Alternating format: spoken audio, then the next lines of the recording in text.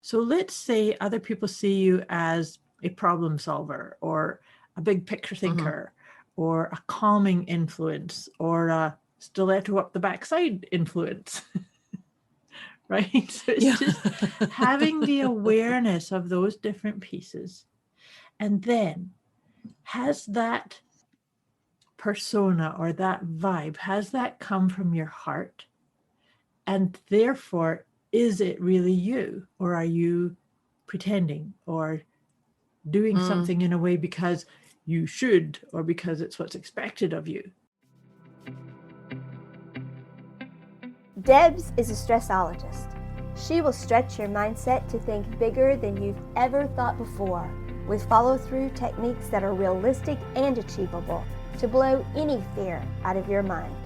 Moira is a mindset cultivator. She will help you align your personal trinity of self-trust, inner awareness, and self-confidence so that you discover and share your unique gifts and purpose. Together, their goal with these conversations is to share how our inclinations do not always work in our best interest and to provide the knowledge to leverage the gifts that already exist within each one of us. Their desire is to help you learn how to access the habits and behaviors that will lead to positive change and your best quality of life.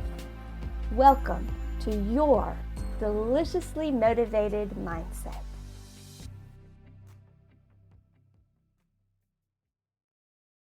Hello, hello, hello, hello. Here we are with another deliciously motivating mindset conversation. Hello, dear Deb. Hello, dear listeners. Hi. Hi. Hello. We're back. I love how we intro differently. Well, we should. I couldn't do definitely. it like you. You couldn't do it like me. So No, we have that's true. another episode to share. I love doing these shows and just seeing what comes up. Of course, needless to say, this is a goodie that we're going to be going. This is a goodie. This is a goodie. This is a goodie. But before we kick it off and get started in the topic we would like to discuss with you today, we like to just start us off by rating ourselves on a scale of 0 to 10, and then we'll check in again at the end to check to see did it change, did it shift, did it go up or down? Okay, so I'll kick off then. I'll kick off and say, how am I? 10 being in a pickle, 0 being neutral. Moira will explain that. I'm actually going to say I'm at 1. Okay. I'm going to say I'm a 1. Yeah. So what to just pick up on what Deb was saying was that at 10 we're feeling really stuck. We're ruminating, we're stuck in our head saying, oh my God, how can I get through this? And at 0 we're feeling really pieced out. We're very present, feeling accepting everything that is within and without us. And so for me, I think I'm going to put myself at a 1 also. 1 feels like a good place for me too. So like I said, we copycat. We encourage our listeners to just jot it down. And now we're going to get into our topic for today, which is checking in to see, are you aligned with how others see you? So one of the things that I thought maybe we should put a subtitle to this too. Are you aligned with how others see you? Are you walking your talk? Are you, showing up, sharing your gifts, aligning with all that is you on all levels of you? And do you line up with what other people see you as, or how are you? How does that sit with you? What does that sort of break down even just the you? walking, the crunch of all those words in your talk is the one that got me. That's the one that sits in quotation marks. And knowing that is just, I know there's moments I've walked my talk and I know there's moments I haven't walked my talk. Yeah. And and acknowledging that. And I guess the other thing along that would be being okay with not walking your talk. Teach people how to walk their talk. Yeah. There's moments I don't do it. I admit Yes. that. But being okay with not doing it. And I think that's the big clincher there. Clincher. I think that's Clincher. really, really important.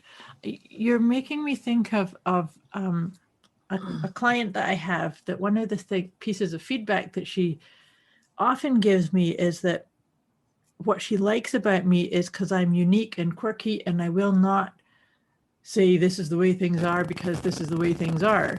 I'm always open to exploring and discovering, right? Yeah. And yes, it's an important piece to do, because when you align with how others see you, you also need to look at, am I sharing everything that I came into this life to share? That's a mic drop on its own. That's a mic drop on its own. That's enough to make you question a lot. Thanks. I've just 1 down to an 8. See how quick, just everybody, see how quick you can change. See how quickly you move up and down that scale. Definitely I've gone to analyzing. Well, because you see, so when we think about, and we talked about this in another episode about what do others people see you as? So let's say other people see you as a problem solver, or a big picture thinker, or a calming influence, or a stiletto up the backside influence. Right? So it's just having the awareness of those different pieces.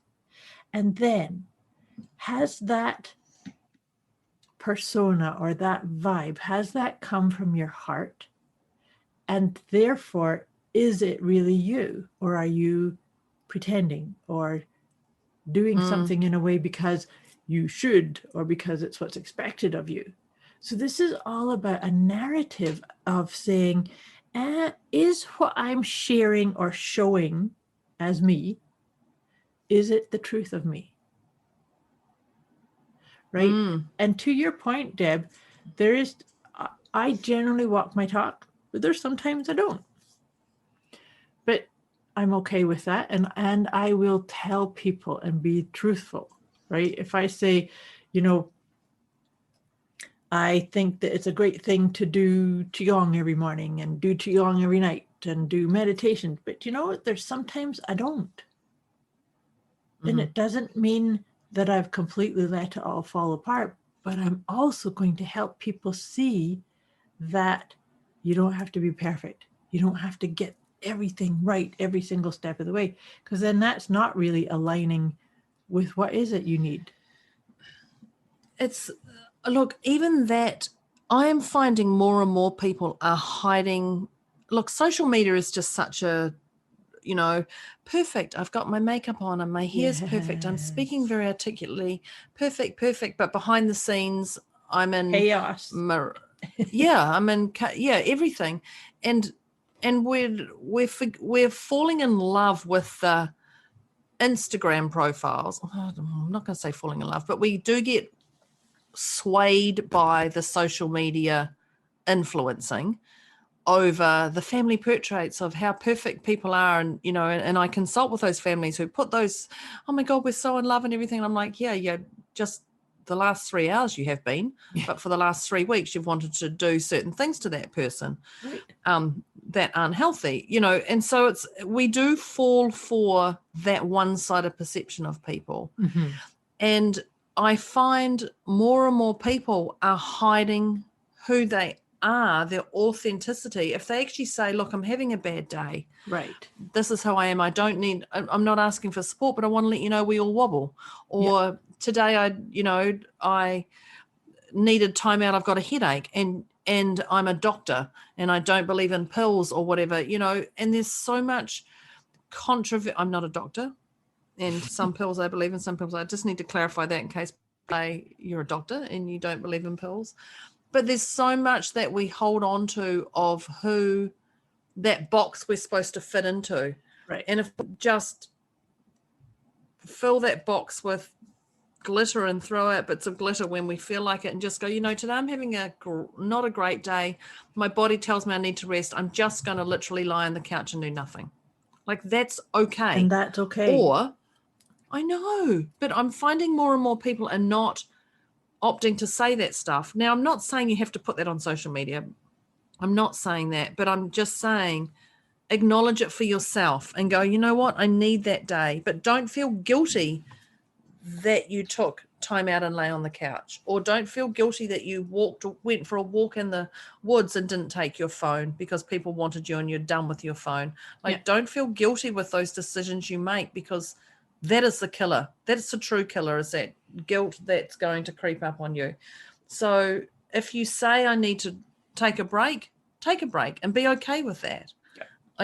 I'm finding more and more people are not going to say authentic, truthful. Not that you have to do it on social media and spread to the whole world. Do you know what I mean, Moira? Well, I totally do. I totally do, because I feel like explain it your way. Well, what I feel like what you were describing there, though, is that I think social media has its place, but if we live our life through the persona that's being projected there, then we are actually denying what we really need. Right. So if, to your point, if you can't say, oh gosh, look at that person's all put together and they're speaking well and they're calm and at ease, and yet I just need to go and meditate or sleep or play with my cat for the day or whatever it is. It doesn't mean that there's something wrong with you. It means you need to go and do that. So the thing is, and a lot of my clients and students hear me talk about this a lot, is that it is essential. It's not just a little perk or on the side or by the way. We must fill our own cup first. And when I talk about filling your cup, filling my cup is probably really different to what it is for you. But these are self-care. I call it sacred self-care. So it means getting enough sleep, exercising, doing the things that make you smile and laugh and have fun before. But how many times do we need to hear this? I know. Before we do it. I just have to say, how many times do we need to hear?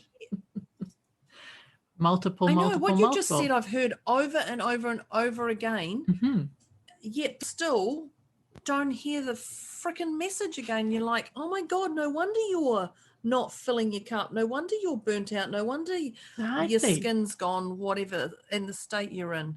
So here's something else, and most people I've ever said this to actually immediately get it, that when we run a condition for ourselves where we put our own personal self-care to the bottom of the list, so therefore we're not filling our cup, resentment sets in. Yeah. Because then all the people that we do look after or take on their opinion, like, what, don't they see how much I do for them? Burnout. And when burnout happens, you want to burn everyone around you. That's so exactly it. And it's so frustrating. And we don't nourish ourselves more. We don't get energized from our own breathing. We have to feed on crazy. Yeah. And so therefore, and I really, really encourage our listeners to take this on board, is that whenever you start feeling resentful or irritated or, oh my God, all these things I have to do, it's a little signal from your inner wisdom saying, psst, I need some time. I need some attention. Even if it is just simple, put your hand on your heart and take a couple of deep breaths and focus on something that lights you up. It can be as simple as that, and we can do it throughout our day. Yeah. And I think we were talking about, are you aligned to how others see you and walking our talk, and actually being okay with them seeing the positives and the negatives to you, because that is you as a whole. Exactly. And you being okay with seeing the positive and negatives to people, because, they say when you get into a relationship, it's a honeymoon. And then you realize the cute little things of them throwing their washing in the washing basket and not getting it because they're not that, oh my God, that's so cute. They even get their socks in the washing basket. That's really cute. And then 3 months and the honeymoon phase goes and you're just like, why can't they're not even intelligent enough to put it in the thing. And it's like, whoa, back up. You knew this right from the start. No, it was really cute back then. No, they haven't changed. Yep. It wasn't Same cute. You just didn't opt to see. Yeah. And you didn't see that. You just chose to see it as cute. Now it's really peeving you off. And that's that honeymoon phase. But if you go straight in and dissolve that honeymoon phase and see everybody has both sides, we all have positive, negative sides. And it's just the way that you choose to see them. Right. Is how you can get through. But don't you think that in your example that you gave there, don't you think that person who initially thought it was cute about the socks and then started to get irritated about it, if they were looking after their own needs first, do you think it would have been more acceptable? Like it wouldn't have been an issue to that would have upset them so much. Do you agree? I think if they had, yes, but I think if they had emotionally resolved it right from the start, this stuff wouldn't annoy them. Up. Yeah. No, and that could be a communication with the other person saying, look, are you able to actually put them in the washing basket? Yeah. Like you put it beside it, but can you actually put it, like ask, or give them their own washing basket? Like there's lots of, and say, there's yours. Yours is tucked around the corner. That's your washing basket. You do your own washing. Like there's a lot of solutions to that. I mean, for goodness sake, this is just one example, but this example that can be small can escalate so quickly and to turn to and I'm going to say psychotic. I don't mean psychotic, but it can turn to a massive psychotic argument that you've been holding on to for 2 years. And next thing you know, you're complaining about your partner that they're so thick, and you're saying this to your friends. They're so, like, this is one of my clients, and I just remember her telling me, and I was just thought it was hysterical. And she goes, "This is not funny." And I'm like, "Oh, like this is legit." Oh, I didn't realize. Okay, carry on. And she said, "I literally want to," and then it went to, and I was like, "Oh my God, it's just freaking socks in the washing basket." But it had been socks in the washing basket that hadn't been in that washing basket for 2 years. And if you don't deal with it, like if you don't deal with that crack in your driveway, what do you think is going to happen? The more you drive over that crack, do you think it's going to get bigger, or do you think it's going to close up? It's going to get bigger. It's going to get bigger. Duh. So, but I remember I thought it was really cute. And I thought it was really funny. And then I realized this is a real serious issue. So I talk loosely about this, but it's quite big if you don't resolve it. So pull yourself back, resolve it, check in with yourself. Is this really important? Is this, don't sweat the small stuff. Is this really important to me? Is it worth talking about? Is it not? What's on? I don't want people to see me as being the psycho girl who complains about, just for the record, this is not my issue. I just have to say that. The psycho girl who complains about my boyfriend's socks not making the thing me, or the psycho girl who goes and moans to a partner, or does all these things, because that's just crazy stuff that we can escalate ourselves to. Absolutely. But this makes me think of something else that I've often said, is that I believe we educate others how to treat us and how to speak to us. And so in this instance, hallelujah, sister. If this person stopped and said, hang on a minute, this is pissing me off, socks not put in, but I set it up.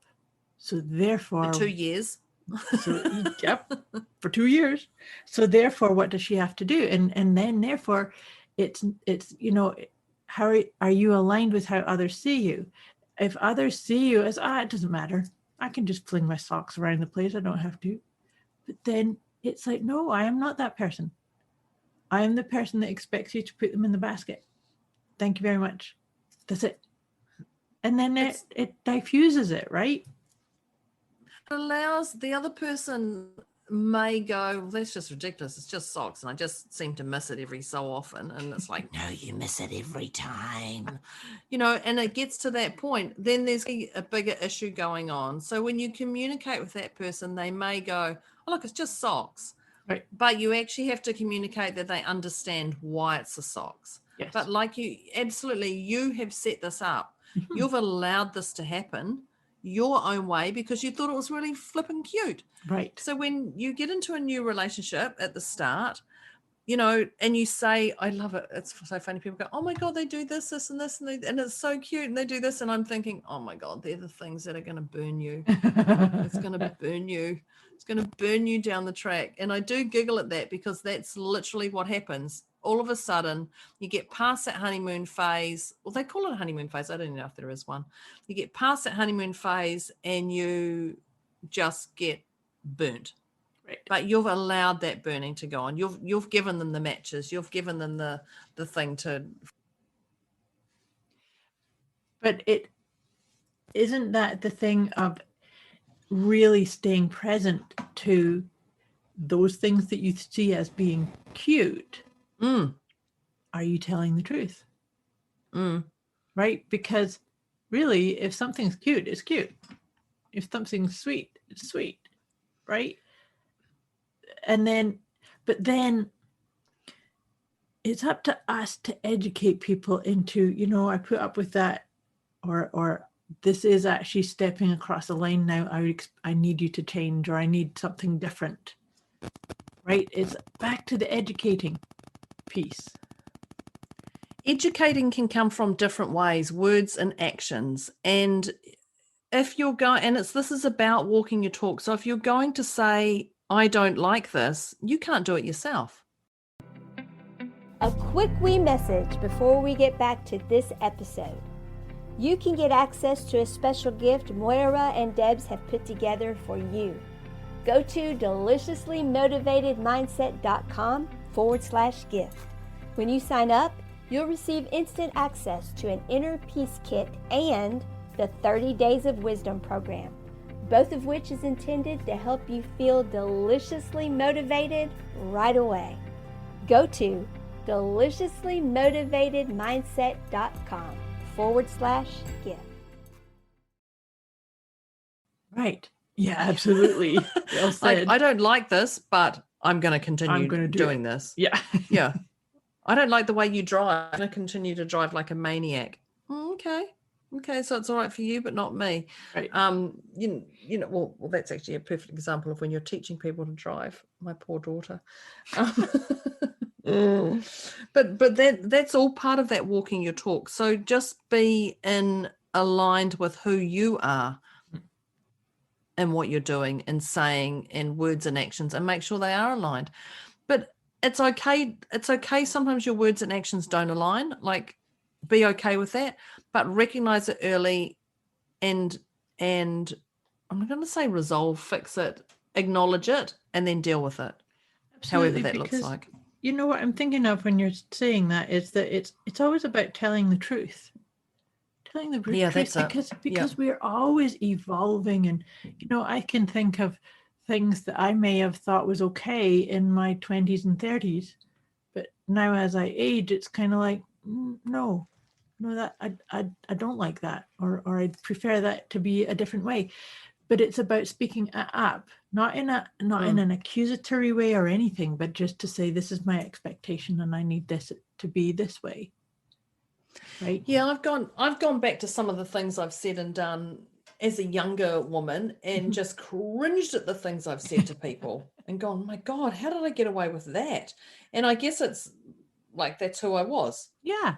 And that's okay. That's okay. But I mean, I've said, yeah, like I do.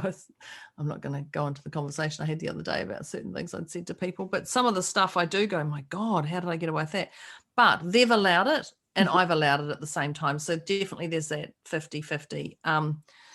But you do filter who you are differently to the people who you're around. Yes. Yeah. Yeah. But to me, it's a space of finding your best rhythm. Because sometimes when you're in a situation where you have to make a judgment call or a choice, that sometimes you have to say, oh, I just need to breathe for a moment, or I need to just take my time in saying yes or no, or maybe, or do it this way, go that way. Because too often I think that we get into this sort of Tasmanian devil spinny loopy thing of, oh my God, I have to do this and I have to do this.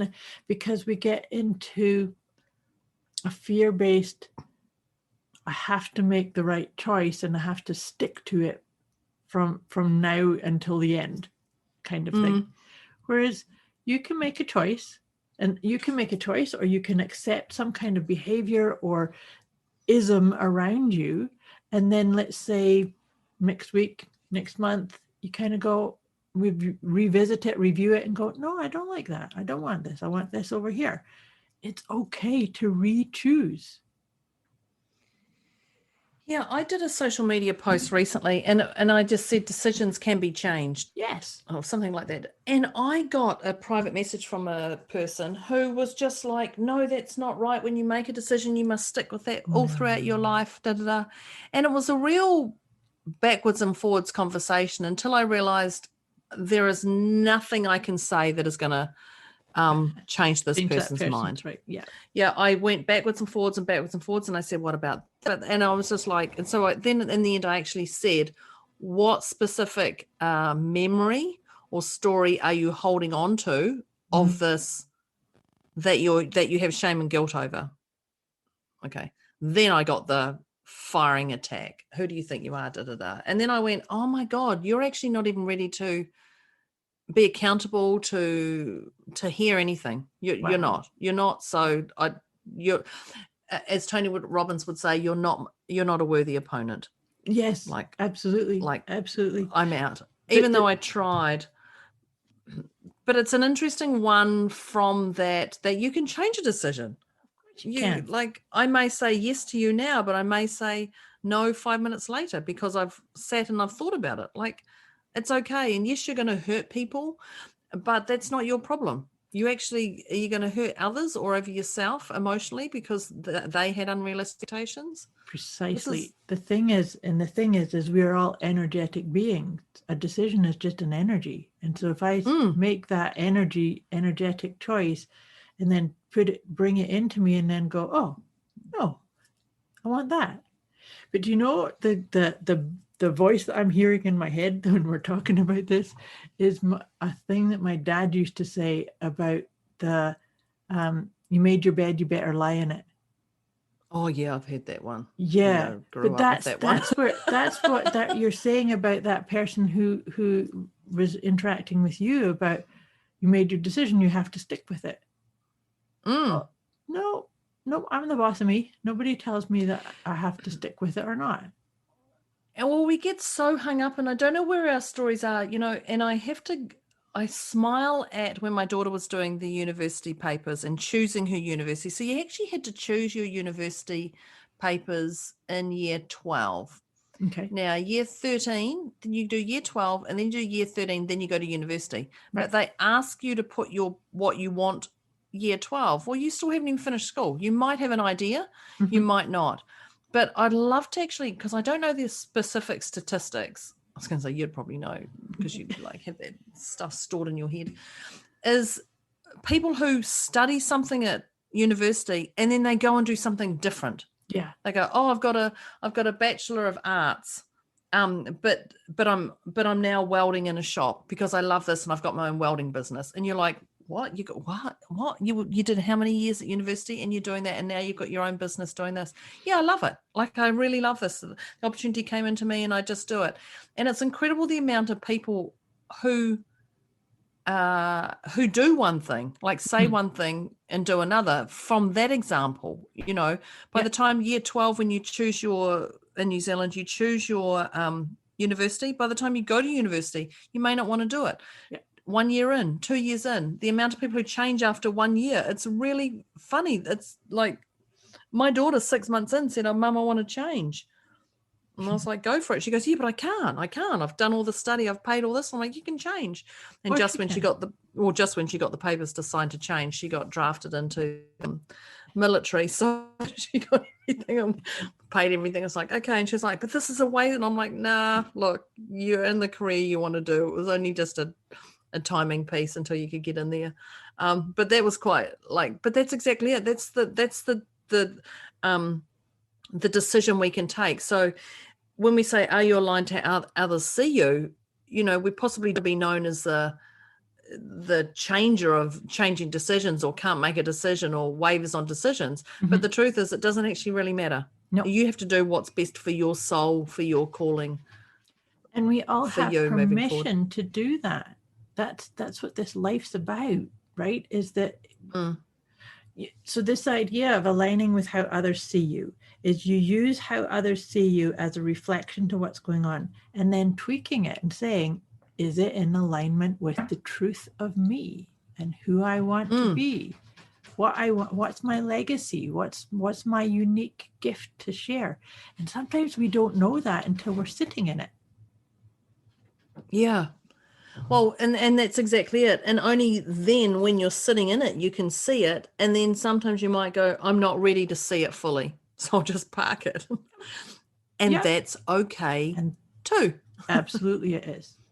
It's perfectly okay. And it's the whole thing is about allowing yourself the experience as you have it, as opposed to saying, okay, here's the decision, and then looking too far ahead, right? Knocking yourself out of the experience.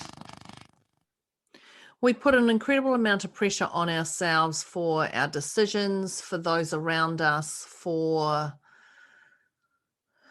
a lot. And every minute and every day counts in our world to do the best we can with what we have. And I think the pressure we put ourselves under is insane. And it's okay. It's okay to do what's best for you now and change 5 minutes later. Absolutely. Because here's the other aspect about it is that we keep evolving. We keep becoming clearer and more aligned and more, or not. Sometimes we decide to take the scenic route and say, I know that that's the best choice, but I'm going to go and have this experience over here. And that's okay too. Yeah.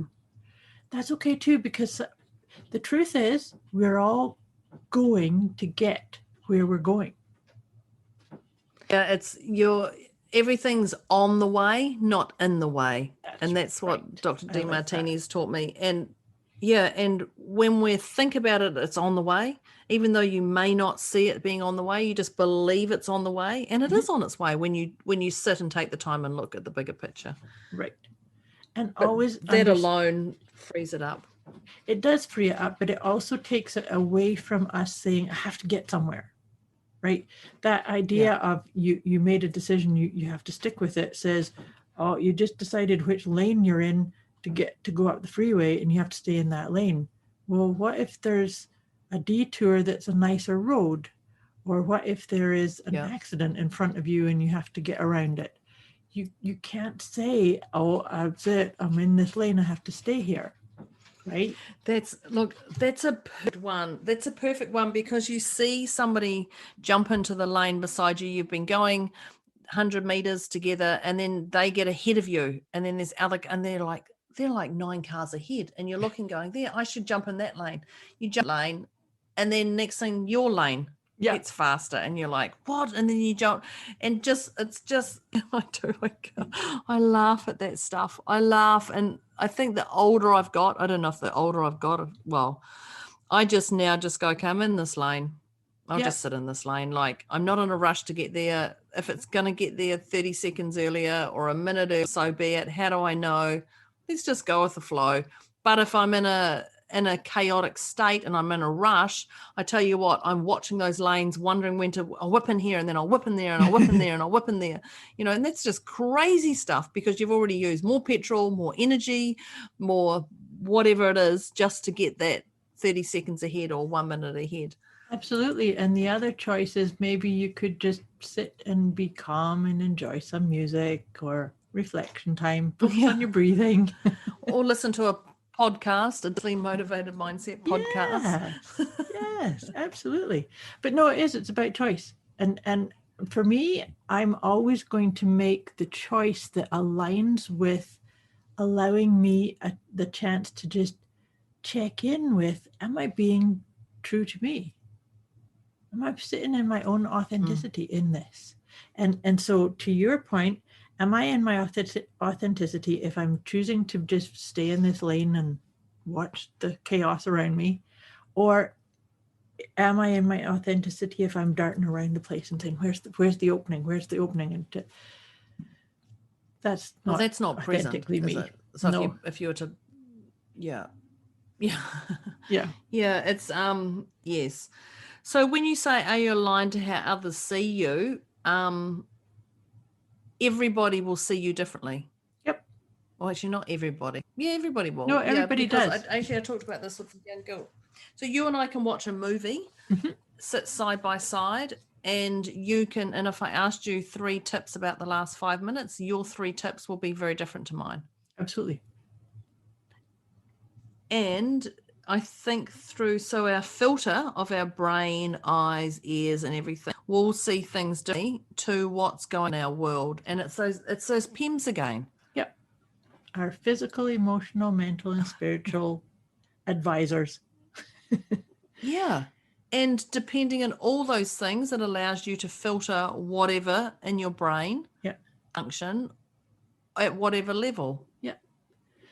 So I like what you just said about how others see us, because how others see us, everybody has their own version of seeing us, and it's about them. So somebody might see me as the motivator. Somebody might see me as a calmer or a problem solver or right. And the same for you, right? They might see you as a motivational person, a calming person, a fixer. But the thing about that is that's what today's topic is about, is are you aligned with all of those different aspects of how you're showing up? For me, I would say I am, but I'm also willing to, we talked earlier about are you walking your talk? Well, not always. And I'm willing to be seen that way too, because I'm telling you the truth.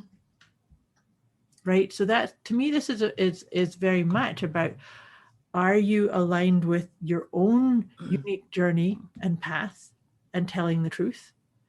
And allowing yourself to be seen and witnessed in that regard. Right? Yeah. The 2 words, be okay. Yeah. Be okay with who you are. Be okay with what you do. Be okay with what you say. Be okay with who's around you. Be okay with how people can judge you, rate you. Be okay. Yeah. Be okay. Yeah. And that's how I would say. Yeah, I like that. Is there anything else you'd like to say before we wrap it up, Moira? I think that you just brought it home beautifully, because being aligned with how other people see you, the key piece to come back to it is be okay with whatever that is. Right? If people see you as a go-getter or a calming influence or a instructor or a teacher, mentor, student, wannabe, it doesn't matter.